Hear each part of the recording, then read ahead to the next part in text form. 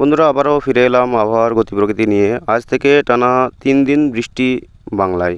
কোন কোন জেলায় বৃষ্টি হবে চলুন জেনে নেব বিস্তারিতভাবে। হাঁসফাঁস গরমে বিপর্যস্ত জনজীবন, রেকর্ড তাপমাত্রার বৃদ্ধি সাক্ষী কলকাতা সহ গোটা দক্ষিণবঙ্গ। দিন দিন বেড়ে চলেছে গরম, ওদিকে বৃষ্টির দেখা নেই বহুদিন।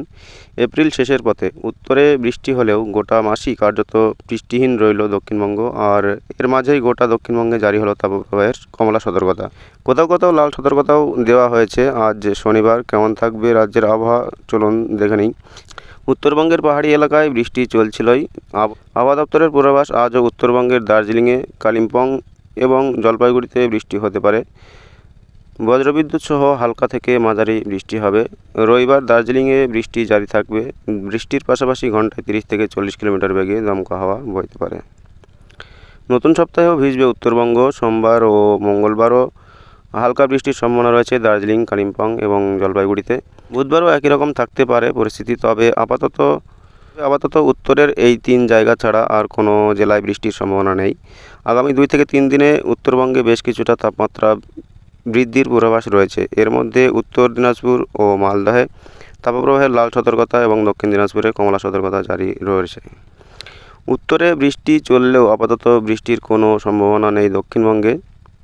আগামী বৃহস্পতিবার পর্যন্ত গোটা দক্ষিণবঙ্গেই তাপপ্রবাহের সতর্কতা জারি করেছে আবহাওয়া দপ্তর। গোটা দক্ষিণবঙ্গেই তাপপ্রবাহের কমলা সতর্কতা জারি রয়েছে।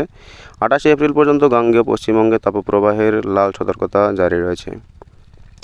আজ কলকাতা ও আশেপাশে এলাকার আকাশ পরিষ্কার থাকবে। তাপপ্রবাহের সঙ্গে সর্বোচ্চ সর্বনিম্ন 40 ও 29 ডিগ্রি সেলসিয়াসের আশেপাশে ঘোরাঘুরি করবে। দক্ষিণবঙ্গে তাপপ্রবাহের পাশাপাশি জারি রয়েছে লু এর সতর্কতা। আর আগামী 2 দিনে দক্ষিণবঙ্গের জেলাগুলিতে 2 থেকে 4 ডিগ্রি সেলসিয়াস পর্যন্ত তাপমাত্রা বৃদ্ধির সম্ভাবনা রয়েছে। এদিকে বৃষ্টি নিয়ে কোনো সুখবর দিতে পারেনি আবহাওয়া দপ্তর। হাওয়া অফিসের পূর্বাভাস অনুযায়ী আগামী বৃহস্পতিবার পর্যন্ত দক্ষিণবঙ্গের কোনো জেলাতেই বৃষ্টির পূর্বাভাস নেই। শুষ্ক থাকবে আবহাওয়া। দহন জ্বালা থেকে এখনই বাঁচার কোনো উপায় নেই। তো বন্ধুরা, ভিডিওটি অবশ্যই লাইক করবেন, আবার চ্যানেলটি সাবস্ক্রাইব করবেন এই ধরনের আপডেট পেতে।